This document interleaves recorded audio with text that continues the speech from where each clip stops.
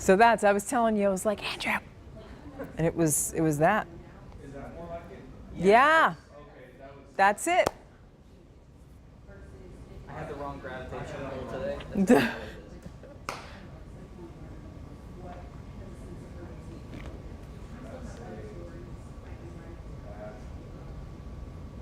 it is. Did we record what you did, Andrew? That's a good question. Hmm.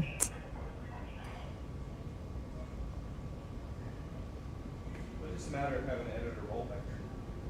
Yeah. Yeah, you get it when you do that.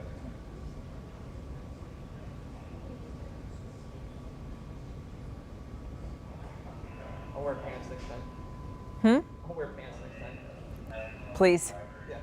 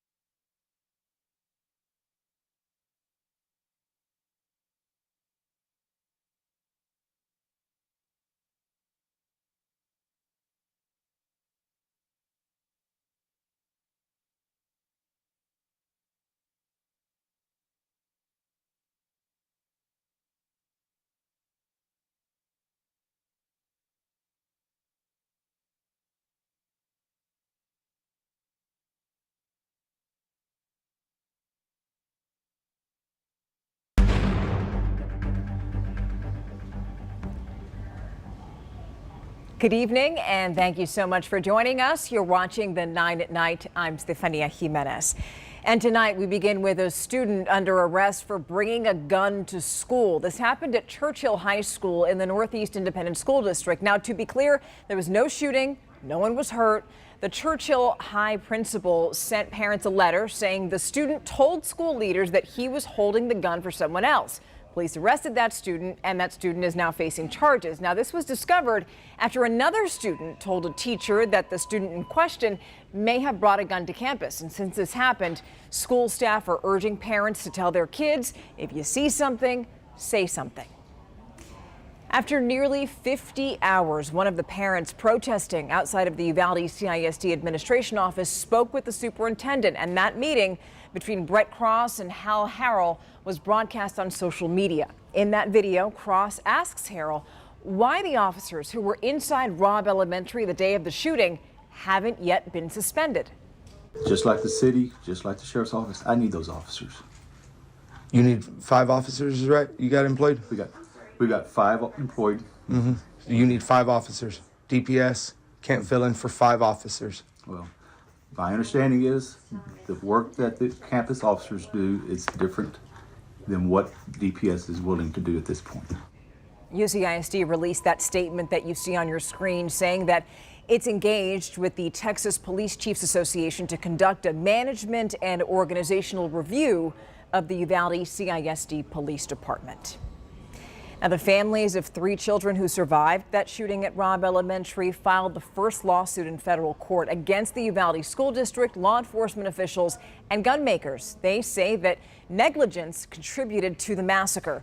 That suit was filed today in Texas's Western District Court, and according to lawyers, one of the children in the lawsuit was wounded in the shooting and was best friends with one of the students who was killed. In all, the suit names 10 defendants, including the city of Uvalde and the since-fired school district police chief, Pete Arredondo. 2 key witnesses in a murder trial are telling jurors a very different story from what they originally told detectives. The defendant in this case is Jaron Garcia. He's on trial for shooting his stepfather, Mark Ramos, last year. The jury here has to decide whether he did it in self-defense. That's the question. Today, Garcia's teen brother and mother took the stand. The brother admitted that he lied to detectives the night of the shooting. And the mother, Bertha Garcia, said things today that she didn't include in her initial statement to police. I forgot some things. I didn't leave them. I just forgot. Like it would happen so fast. Like I didn't say everything like that I could say. And jurors in this case are expected to deliberate tomorrow. In 2014, the Rio Grande Valley became ground zero for border apprehensions after it saw an uptick in unaccompanied children and families. And this led to the establishment of one of the main shelters and aid centers for migrants. It's called the Catholic Charities RGV Humanitarian Respite Center. That facility is the point of contact for migrants once they're released from detention centers. And the goal for the center is to welcome, inform, and also protect the rights of those migrants. It's also always important for all of us to find ways to protect the innocent, the vulnerable, those that are exposed to the dangers of someone who has no respect for human life. So that was Sister Norma Pimentel, and she says that center helps hundreds of migrants every single day.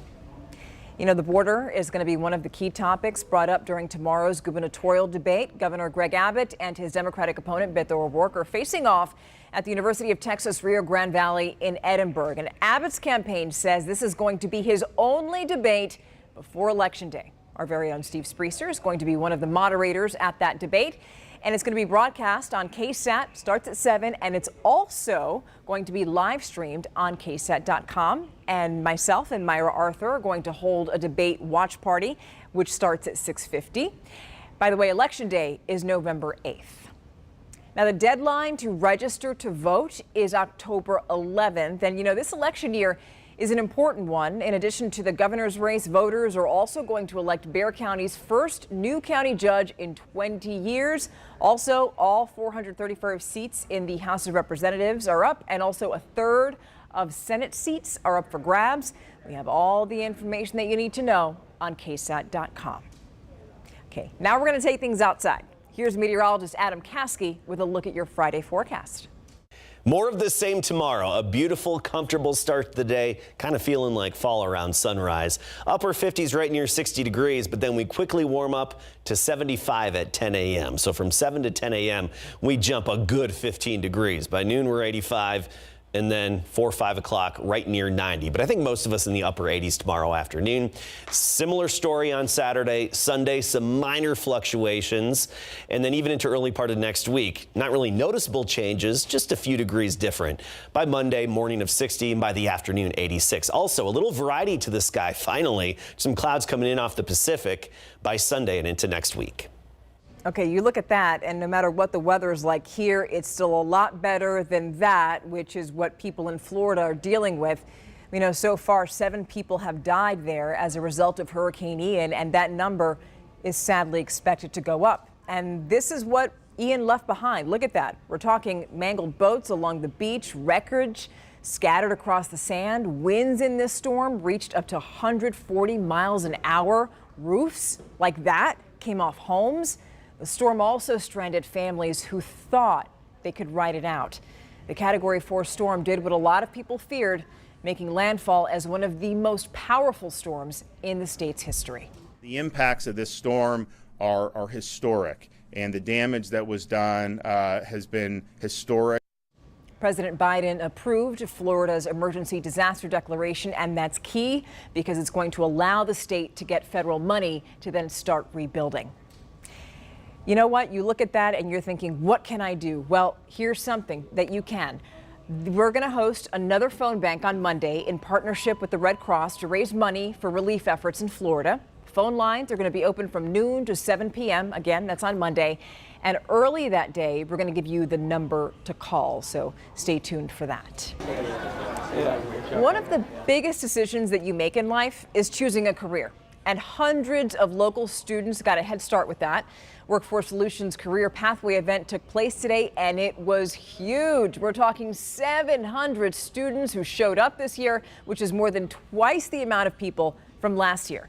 And there were plenty of employers there to speak with them. They represented fields like healthcare, finance, construction, oil and gas.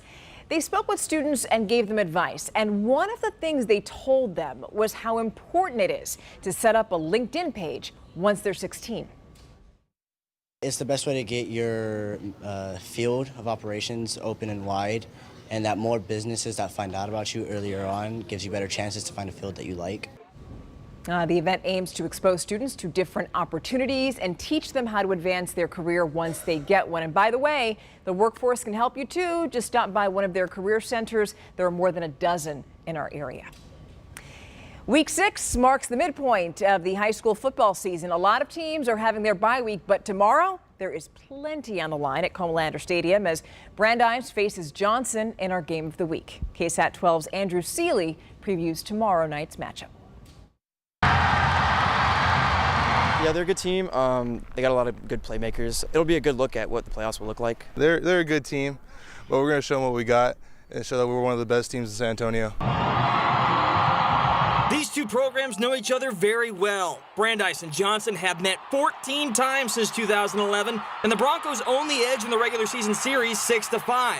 But all of those meetings have been decided by an average of 5 points. The Jaguars won last year's meeting 28-22. This year, both teams are undefeated in district. Johnson is very well coached. Coach Miller's done an outstanding job. They're explosive, they're big on the line, and they play physical football. They're going to play hard. Offensively, defensively, Coach Bruce does a heck of a job over there, and we know that we're in for all 4 quarters. It all kicks off right here at Comalander Stadium, one of 6 games you'll be able to stream live on the BGC app on Friday night. 4 of those games are district matchups with huge playoff implications, so you don't want to miss the action. For the 9, I'm Andrew Seeley. All right, good stuff. And just like that, we are out of time. The 9 at 9 returns tomorrow. Have an awesome night, and we'll see you then.